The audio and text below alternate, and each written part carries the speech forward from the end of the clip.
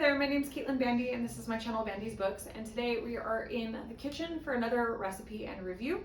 I am going to be talking about the book Don't Cry For Me by Dr. Daniel Black, and we're going to be doing a pound cake recipe. So this book has so many different mentions of really good food. I was debating whether to do like a sweet potato pie, a pound cake, or one of the other various recipes that were written about within this book.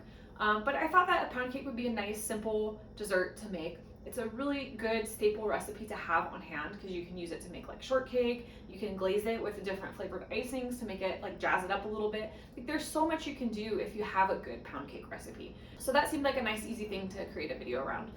Don't Cry For Me by Dr. Daniel Black is a letter from a father to a son.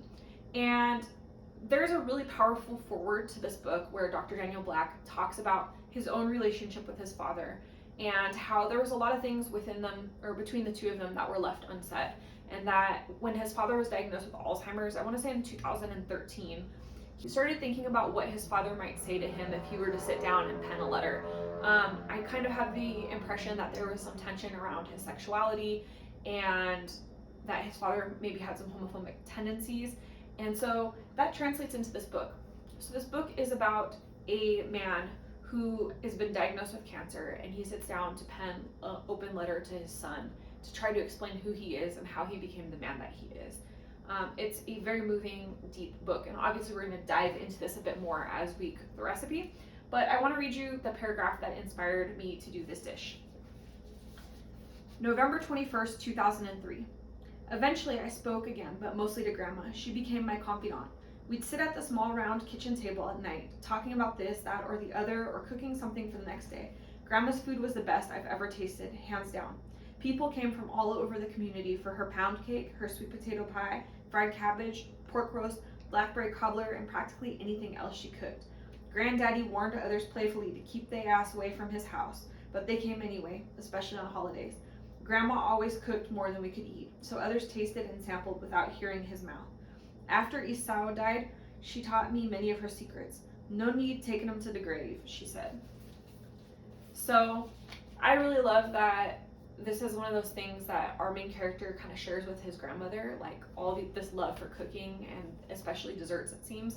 So let's go ahead and jump into this pound cake, and let me show you how to make what I consider a staple dessert, one that is utilitarian for many like classic dessert dishes that you can go from this simple recipe and build outward. For this recipe, for equipment, we're going to need a bundt pan. If you don't have a bundt pan, you could do this in a couple small loaf pans.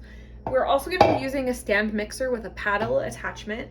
If you don't have a stand mixer, like a handheld mixer will work, or you could even use a bowl and a whisk. It's just a little more tedious, if you're using your muscles. And for our ingredients, we're going to need eggs. I have vanilla bean paste. If you don't have vanilla bean paste, you can definitely use vanilla extract, although I do prefer the results with the paste. I have all-purpose flour, butter. You're going to use milk at home. I just only had half and half available. That'll be fine. And baking powder. And we're going to use coconut sugar because I have a lot of coconut sugar to use up. This is going to give this a little bit more of like a rich caramely taste, which I really actually like in my baked goods. But traditionally you would do this with white sugar, and white sugar will be totally okay. And we need a little bit of salt. So we're going to go ahead and cream our butter and sugar until it's really well combined. Creaming means that our butter and our sugar is completely incorporated, and it's going to form kind of like a paste-like mixture.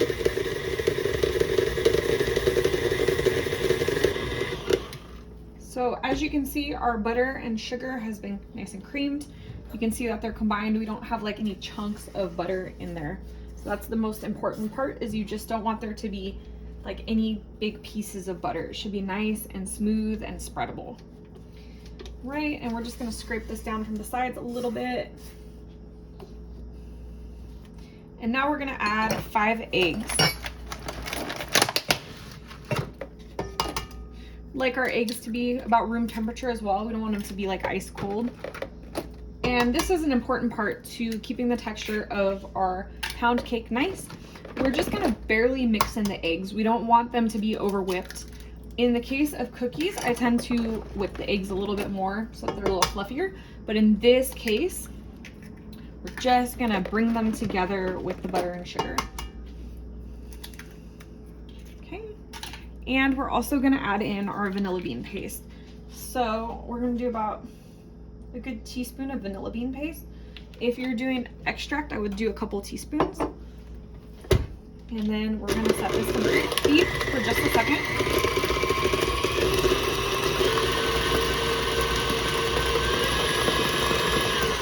Okay, so that's really all that we want, is just for it to start to come together. So now we're gonna be adding in our dry ingredients and our milk in alternating batches. So we're gonna add in our dry ingredients. We're gonna do it about a half at a time. So we're gonna have a total of 3 cups of flour. So we're gonna add about 1.5 cups to start.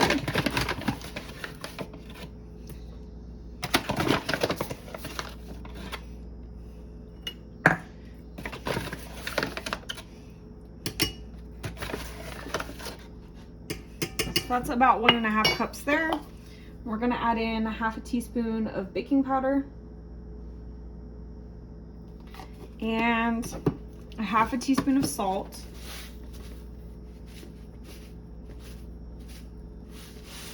And then we're gonna go ahead and start mixing this. And while that starts to mix, we're gonna add in a total of 3/4 cup of milk. One, two. So we're gonna let that mix a little bit. Okay, and then now we're gonna add in the second half of flour.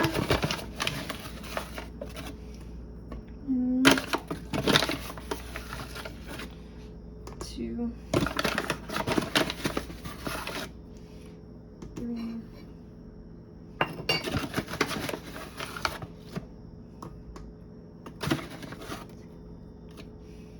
Okay, we're gonna set that to blend again. And we have 1 more 1/4 cup of milk. So 3/4 cups total. And we want to be really careful to not over mix this. We just want to mix it until it's combined and smooth. We don't want to like beat this excessively, because the more that you beat this, the tougher your cake will be.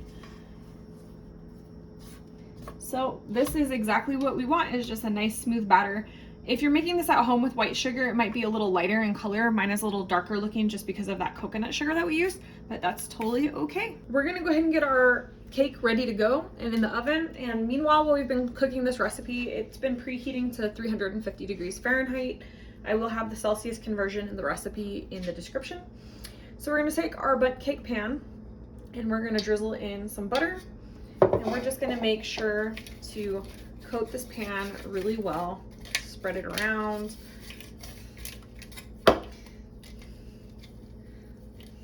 Okay. Make sure this centerpiece is really well greased. In my experience, my limited experience making cakes, that's always the part that sticks, is like right in the center there. So I always make sure to cover that really well. Grease really well. We're gonna just take a little bit of flour and we're gonna dust our cake pan. Just gonna shake it around. Make sure everything gets nice and evenly coated. Get that center cone too. A little tricky. Do that. And then once we get a nice covering of flour like that, we're gonna just dump out the rest. So our cake pan is floured and greased. So we're gonna go ahead and scrape our batter in.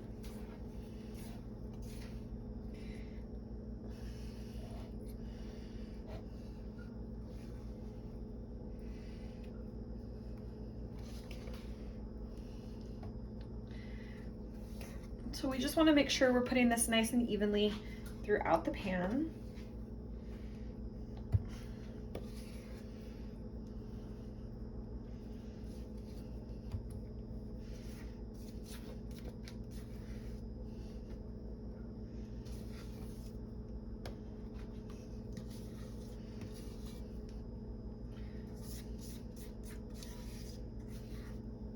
All right. So we're gonna kind of spread this out a little bit so it's a little more even.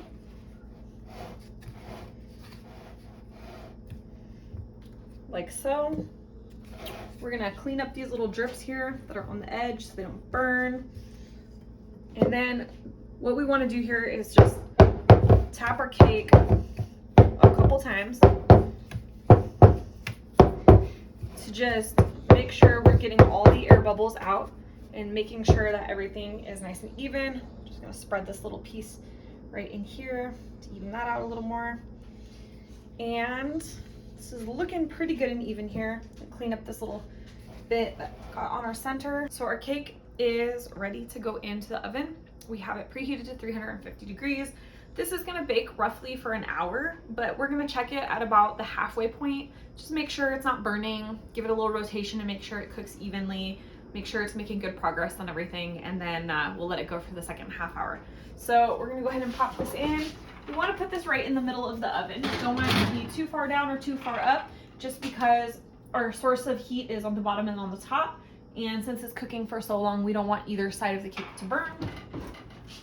So while this bakes, let's go over Don't Cry For Me. So as I mentioned in the beginning of this video, Don't Cry For Me is basically a father telling his son his life story. So this father has a very homophobic viewpoint. I want to make that really clear. So if you are somebody that is really triggered by homophobia and really aggressive homophobia at that, then definitely you might want to skip this book. But I think that the thing that makes this not acceptable, because I don't want to say that homophobia is acceptable, but I think the thing that makes this a read that is worth persevering through some of the homophobia is because it's a father coming to terms with his life, his upbringing, and kind of understanding that his upbringing wasn't really necessarily providing him the best understanding of, you know, life and his son and the things that were coming later for him. And he's reflecting on things and understanding how he failed his child and how maybe he was failed by the generations before him. It's a pretty deep emotional read. It's definitely not easy. There are some parts in here that really physically made me feel ill reading them. And it is told in like very brutal honesty. It's not like at all sugar-coated or softened up. It's ugliness and it's raw, but it's his father also reflecting on how he could have been a better person, how he could have been a better father to his son. And it doesn't really make excuses. I think there's like a lot of reckoning with the horrific stuff that he did, and it's a coming to terms with the incorrect viewpoints that he held and the way that it affected his relationship with his family. Definitely everyone that I've seen that's reviewed this so far has really talked about how poignant and deep it is and thought-provoking, and it definitely is all of those things. I also want to add a trigger warning for sexual violence, because there is a pretty explicit scene of sexual violence towards a child and some pretty severe bullying and harassment. So also, you know, just be aware of that. So based on the smell that is wafting out of the oven right now, I can tell that this cake is just about done. I can smell the sugar starting to caramelize a little bit and like the outside of the cake just getting kind of brown. So we're gonna open this up, take a look at it, make sure it's not squishy, and then we're gonna insert a knife, see if it comes out clean. If it does, we'll let this cool just slightly, and then we'll turn it out onto a plate. So, oh yeah, this is looking good.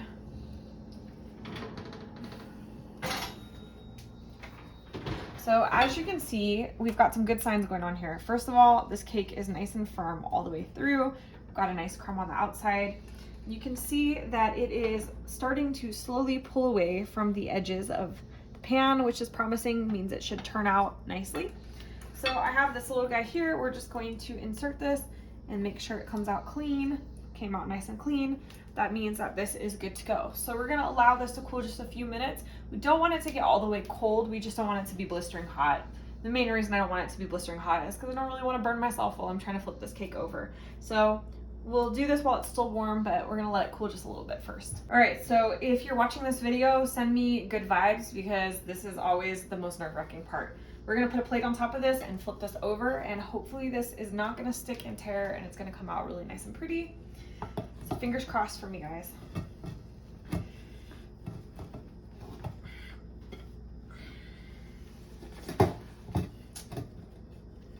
And voila!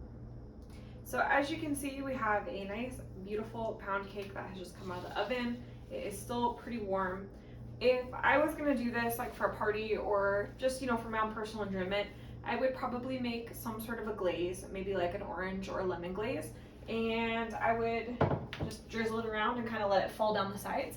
And I probably top it with some like fresh berries, maybe some raspberries and blackberries and blueberries and things like that. Just kind of like do the hot glaze and then put the fruit in the top of it. But for the purpose of this video, we're just doing the cake. As it was mentioned, that is just like a plain pound cake in the book. So I want to try this while it's still hot because I love like a good fresh slice of hot cake. And so in order to do that, we get to wrap up the book. Again, Don't Cry for Me, super emotional, deep, talks about a father and his, conflicted relationship with his son. I think it's worth a read. I think this was one of those ones that I had to put my own personal feelings and viewpoints aside to really get into, but I definitely think it made me consider some of the experiences people have in their lives growing up and how that might affect their own prejudices. It kind of made me also reflect on my own upbringing and things that might affect me and cause me to have my own prejudices. And I think that when a book can cause you to be introspective and reflective that way, I think that's a sign of a really good book.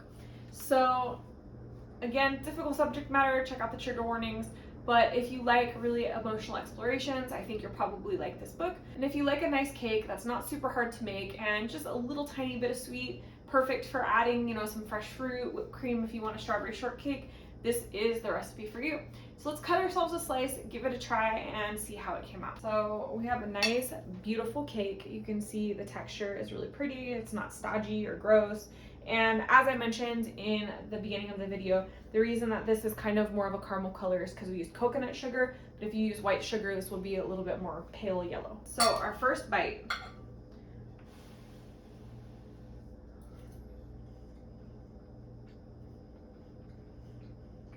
Yep, that came out pretty good. The coconut sugar gave it a really nice flavor compared to like a white sugar. It's perfect because it's a very neutral flavor of cake, so it's the perfect vessel for other things.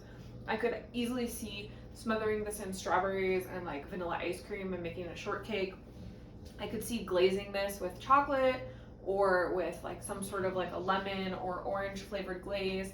I could see adding chocolate chips or something to this, like kind of dress it up a bit. Ultimately, there's like endless things that you could do with this recipe. So I'm pretty excited with how it came out. I think that if you need a basic recipe for a cake at home, this is an easy one to do, and it's also easy to dress up. So hopefully you will enjoy this cake as much as I do, and I hope that you enjoy this book as well. If you like this video, make sure you hit the thumbs up button and comment down below. Let me know what your favorite cake flavor is. And if you're not already subscribed to this channel, you know what to do. Hit that subscribe button as well as the notification bell so that you never ever miss a video, and that way we can see each other again soon. Thanks so much for joining. Bye.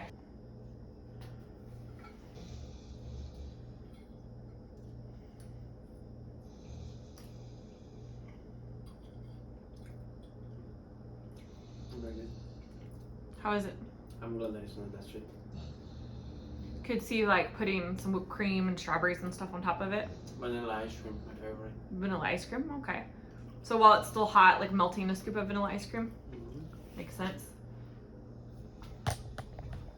Luna's over here waiting to see if she's gonna get a piece of the cake. There you have it, boyfriend approved and tested.